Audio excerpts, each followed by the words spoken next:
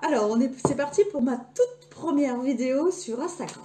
La pâte à pizza liquide. Donc, c'est une pâte à pizza, en fait, qui, au lieu que vous allez, qu'on va quand même faire fermenter un petit peu, hein, à la levure de boulanger, mais que vous n'allez pas avoir besoin de refaçonner après. On va dire que vous allez la couler directement dans un plat, et vous allez la laisser gonfler un petit peu et mettre les ingrédients. Donc, c'est une pâte à pizza, gain de temps, en fait, quand le soir, on est un peu pressé. Ça rend bien service. C'est une recette aussi qui vous permet de passer les restes. Et là, on l'a fait en version pizza, mais la pâte peut être utilisée à plein d'autres choses en fait. Hein.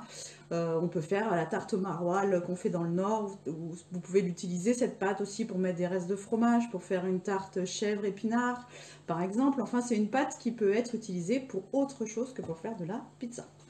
Voilà, donc c'est un peu une recette vide frigo, vous voyez. Donc c'est vrai que c'est bien d'avoir des recettes pour faire un peu de tri dans le frigo, remettre un peu tout à neuf. Donc, on ne peut pas faire plus simple. Il va nous falloir donc de la farine, 300 grammes. Je prends mon petit aide-mémoire hein, pour rien oublier. Un sachet de levure de boulanger ou 20 grammes de levure fraîche. Donc moi j'ai pris de la pâte à pizza, de la levure de chez Guy de Marle parce qu'elle est assez efficace, donc elle va gonfler assez vite. Attention pour toutes celles qui utilisent nos levures, il y a déjà du sel dedans. Donc vous voyez la petite cuillère à café de sel qu'il y a normalement dans la recette, je ne vais pas la mettre puisque j'ai déjà du sel dans ma levure. Méfiez-vous aussi quand vous prenez les recettes sur le club Guy de Marle où il y a indiqué un sachet de gourmandise brioche ou gourmandise pain ou gourmandise pizza, le sel est déjà dedans, il n'y en a pas de mis dans la recette. Et donc on se fait fréquemment avoir au début à faire du pain sans sel, ou alors la brioche c'est pas très grave, mais le pain sans sel c'est quand même pas terrible. Donc pensez à remettre du sel si vous utilisez de la levure fraîche ou une autre levure sèche que vous avez chez vous, d'une autre marque en fait. Voilà, le petit truc à pas oublier en fait. Donc de la levure, un peu de sel si j'utilise pas une gourmandise de chez Guy de Marle, une petite cuillerée à café de sucre, de l'huile, 50 grammes, de l'eau légèrement tiédie. Alors la levure de boulanger, ça y est, je commence déjà à faire des bêtises. Je suis très maladroite, je fais toujours des petites bêtises. Donc, la levure de boulanger, tac-toc, j'ai dit l'huile, l'eau, j'en étais. La levure de boulanger, c'est un champignon. Donc, elle aime bien la tiédeur et l'humidité. Alors, de l'eau juste tiède. Vaut mieux trop froide que trop chaude. Parce que si vous lui mettez de l'eau chaude, vous allez la tuer. La tuer, hein, vraiment, pour de vrai. C'est-à-dire que c'est un être vivant. Et si vous l'ébouillantez, il ne va plus rester grand-chose, en fait. Et il n'y aura pas de fermentation. Et ce petit goût particulier que donne la fermentation. C'est la même fermentation que celle du vin. Donc, autant vous dire que la différence entre le jus de raisin et le vin, au goût, ça n'a rien à voir. Et ben, entre une pâte à pain une pâte qui a gonflé à la levure de boulanger et une pâte qui a gonflé à la levure chimique, c'est pareil, ça n'a pas du tout le même goût. Donc, la fermentation, ça modifie la structure, la chimie. Il se passe une réaction biochimique, en fait, qui va modifier le goût. Hein. Donc voilà, il faut faire attention de respecter ce petit être vivant parce que c'est lui qui va faire la différence en fait, qui va changer le goût. Donc on lui met de l'eau tiède, mais pas plus. Donc quand vous faites dans un robot, comme je dis toujours, type le iCooking, que je vous montre, un robot, vous voyez, type iCooking, Thermomix, Monsieur Cuisine, Compagnon, etc. Hein, je vais vous mettre le petit matériel pour que vous voyez à quoi ça ressemble. Donc vous voyez, vous avez tous, beaucoup d'entre vous maintenant ont ce genre de robot. Vous commencez par mettre l'eau à tiédir très légèrement, vous mettez votre levure et après vous mettez les poudres, c'est-à-dire la farine, le sucre, etc. Quand on va faire dans un saladier, comme nous aujourd'hui, on fait l'inverse. On met d'abord les poudres dans son saladier et dans un autre récipient, on va mélanger les liquides avec la levure. Voilà. C'est juste une inversion des choses parce que là, évidemment, il va falloir faire une petite opération de plus, à savoir légèrement tiédir l'eau. Ce que j'ai déjà fait, moi, en fait. Hein, j'ai déjà tiédi l'eau pour gagner du temps. Donc, je vais mettre ma levure à l'intérieur. Donc, j'ai 250 grammes d'eau, un sachet de levure sèche ou 20 grammes de levure fraîche. Voilà, je prends mes ustensiles. Il m'en manque. Forcément, ils ont servi. En ce moment, les ustensiles ne font que servir. Donc, hop, ils ont été rangés là. Un fouet, essuyé. Et je vais mettre avec les 50 grammes d'huile. Parce que c'est du liquide. Voilà. Et puis je vais mettre aussi les 2 œufs. Parce que les 2 œufs, c'est aussi du liquide. Voilà. Et pour une fois, je vais en profiter de faire de la pub. Pour une marque que j'aime, qui me tient à cœur, qui s'appelle C'est qui le patron? Je ne sais pas si vous connaissez. C'est la marque des consommateurs, en fait. C'est-à-dire que quand on est consommateur, on va sur leur site, on décide le prix qu'on voudra payer, les futures choses qu'ils vont vendre dans leur marque. Alors on définit le prix en fonction de nos exigences. Et puis l'intérêt surtout de cette démarche, c'est qu'on s'engage à payer comme il faut les producteurs. C'est-à-dire à faire qu'ils vivent de leur travail. Donc voilà, il y a plein de choses, il y a du lait, il y a de la farine, il y a des œufs, il y a du beurre. Voilà. Et j'aime bien cette démarche où, quand je sais que j'achète des ingrédients, mais je sais que derrière, il y a des familles qui vivent bien de leur travail. Voilà. Donc je ne fais jamais de pub pour les ingrédients, mais là, celle-ci, je le fais. Et si ça vous tient à cœur, eh ben, allez faire un petit tour sur leur site. Ça s'appelle la Société des Consos, ou C'est qui le patron. Donc voilà, donc là j'ai mon eau, ma levure, mes 2 œufs et mon huile. Hop, donc ça, c'est la partie liquide. Et dans la partie solide, je vais donc avoir ma farine, 300 grammes, une petite cuillerée à café de sucre. Normalement, si vous utilisez une levure fraîche ou une levure sèche qui ne contient pas de sel, vous mettez une petite cuillère à café de sel. Moi, j'ai déjà du sel dans ma levure, donc je ne vais pas en mettre. Ok? Jusque-là, tout le monde suit. Donc, ce qu'on va faire, c'est qu'on va touiller tout ça ensemble. Donc, je fais un puits. J'espère que vous voyez bien. Ouais, ça n'a pas l'air trop mal. Et dans le puits, je vais mettre mon mélange. Alors, ouais, comme ça, c'est bien. Bon, c'est pas la position idéale pour celle qui fait, mais je me suis mis sur les pointes de pied pour être plus à l'aise. Voilà. Alors, on ne va pas avoir une boule de pâte comme quand on fait une pâte à pizza classique. Hein. Donc, on ne va pas spécialement pétrir, on va juste touiller vigoureusement. Alors, je ne mets pas tout d'un coup pour que ça soit plus facile à la spatule. Un peu comme quand on fait une pâte à crêpes. Ou une pâte à gaufres, hein, on est un peu sur le même genre de pâte. Une pâte qui va pas être, liquide, mais qui va quand même être beaucoup moins prise qu'une pâte à pain ou une pâte à pizza classique.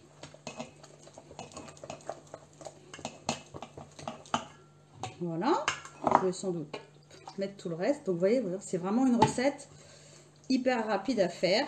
Donc quand vous faites dans votre robot culinaire type iCooking, comme je dis toujours, alors la recette est dans notre robot. Hein. Si vous avez le dernier, celui qui est connecté, elle est dedans. Vous allez en trouver plusieurs versions.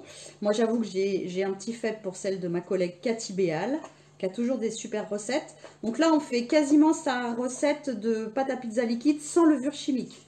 Vous trouverez des versions aussi à la levure chimique, c'est-à-dire les 2 levures, pour que ça aille encore plus vite. C'est-à-dire où on ne fait même pas de petite fermentation avant de mettre les ingrédients. Voilà, donc on touille bien, tout simplement. Alors on va y mettre un petit peu d'huile de coude pour la rendre légèrement élastique, mais alors c'est vraiment très léger. Donc je disais, si vous faites au robot, vous avez mis vos liquides à tiédir légèrement avec la levure et vous mettez vos poudres par-dessus, donc la farine, le sucre et éventuellement le sel. Vous mélangez un peu et après vous mettez en pétrissage 30-40 secondes, voire 1 minute si vous voulez, et ce sera largement suffisant. Hein, donc au robot, c'est vrai que c'est encore plus simple à faire. Après, on lui met un peu d'eau et liquide vaisselle et on lui dit lave-toi tout seul. Ça, c'est plutôt sympa. Moi, j'aime bien, j'avoue, hein, le robot de ce côté-là. Beaucoup moins de vaisselle. Quand on aime bien cuisiner, ça a un bon côté. Donc voilà, vous voyez ma pâte. Elle est assez liquide en fait. Hein. Et donc, je vais la couler dans un moule. Donc, chez Guy Demar, on a un de mes chouchous, un des premiers moules que j'ai eu, j'en ai même 2, parce que tellement je l'adore, qui s'appelle le Flexi Pamplin. Donc, c'est le moule qui va servir à faire les roulés, les génoises, mais aussi donc des roulés sucrés, des roulés salés, et pourquoi pas, voilà, des grandes tartes. On y fait aussi, moi je vais y faire sécher mes tomates séchées, griller des légumes quand je veux faire des légumes grillés en été.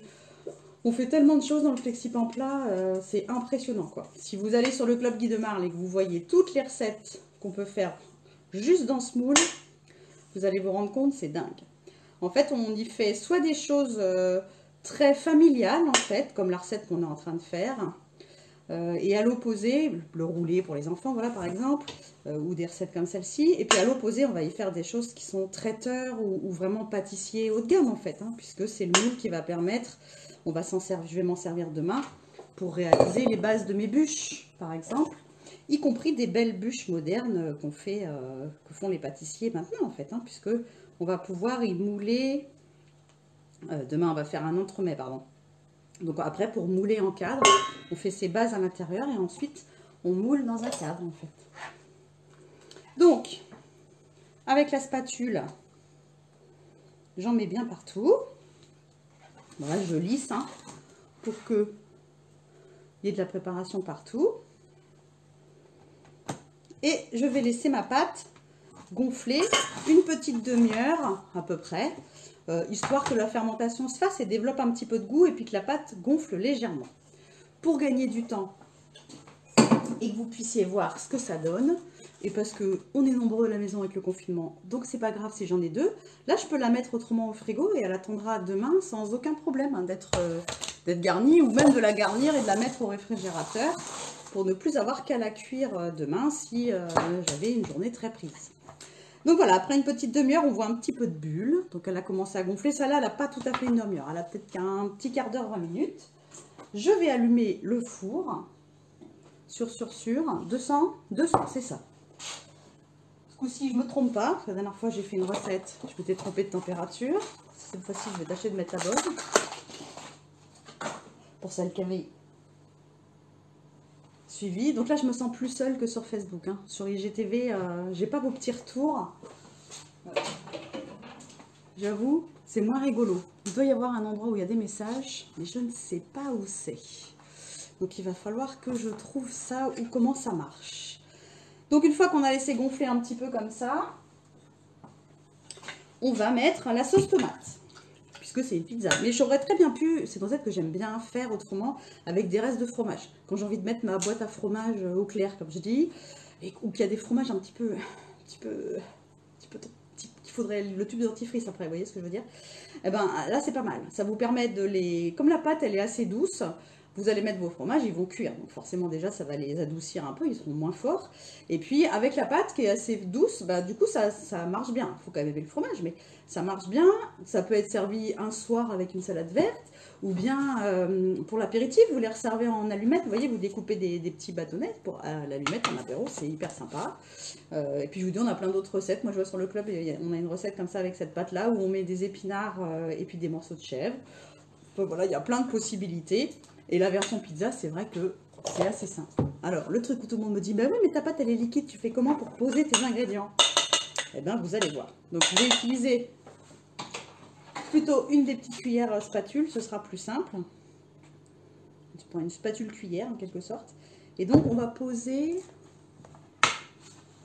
Alors, quand en pente, je vais utiliser mon petit support à cul de poule pour pencher un peu le plat. Ah ouais, ça va pas être mal, là. Là, vous allez voir. Et en fait, on dépose hein, sans trop insister. Alors, le problème de pencher, c'est que du coup, ça fait pencher la pâte aussi. Donc, bon. Alors, c'est peut-être vous que je vais vous emmener pour que vous voyez. Alors, bougez pas. C'est vous qui allez bouger plutôt que la pâte. Voilà. Alors, on essaie d'en mettre à peu près partout, hein, mais... Et puis après, bon, on mettra les ingrédients dessus, comme on met sur... n'importe quelle pizza en fait, hein. Donc vous mettez ce que vous aimez, ce que vous avez dans le frigo. Là-dessus, je vous laisse, je vous fais entièrement confiance pour trouver les ingrédients que vous aurez envie de mettre.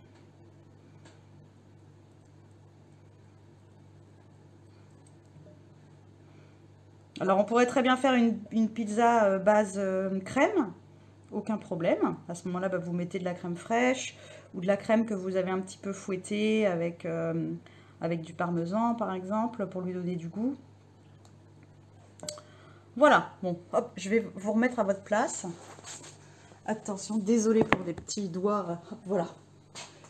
Donc, la sauce à pizza, c'est mis, puis après, bah, je vais mettre les ingrédients, comme pour n'importe quelle pizza.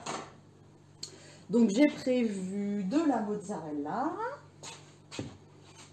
Quoique celle-ci, ma fille va en manger. Donc, ma fille, elle ne peut pas manger de produits à base de lait de vache, donc celle-ci, on ne va pas mettre de mozzarella. On mettra de la mozzarella sur la deuxième, parce que vous avez remarqué, j'ai cette pâte-là et j'ai celle qu'on a fait ensemble. Donc, je vais en faire une, là, chèvre bacon pour ma princesse.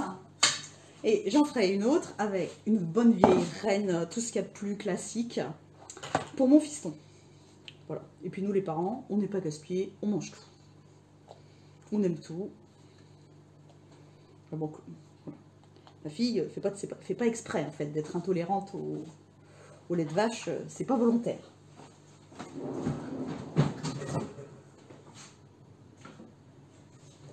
Alors, je cherche du bacon, voilà. Parce que j'en avais mis que 5 tranches, alors qu'il en faut bien 6. Hop. On va mettre des morceaux de chèvre.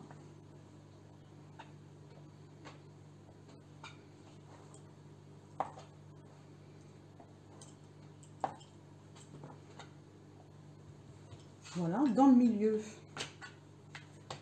eh ben, j'avais 2 petites tranches de... J'essaye de vous faire que vous voyez à peu près ce qui se passe. Voilà. 2 tranches de jambon de poulet que je vais découper en lanières et mettre un petit peu partout. Mais voilà, je vous dis, c'est parce que ça traînait dans mon frigo, ça m'enquiquine. Voilà, je suis obligée de garder une petite boîte juste avec ça. Et ben voilà, la petite boîte sera lavée et ça fera du bazar en moins dans le réfrigérateur.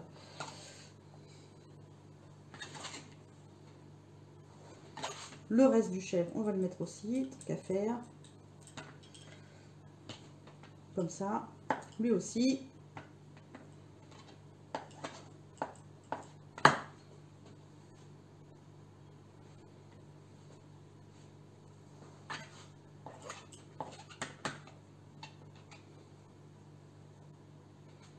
Alors, on va essayer d'en mettre un peu partout.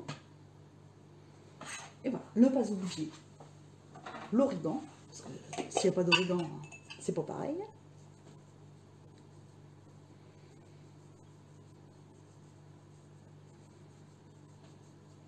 Et on va mettre au four à 200 pendant 20 minutes. Et au bout de 20 minutes, eh ben, on aura notre pizza express. Vous avez vu, en temps de travail, la vitesse à laquelle ça va. Alors vous allez me dire, ça va aussi vite que de faire avec une pizza, la pâte toute prête. Là, ça revient carrément pas cher, hein.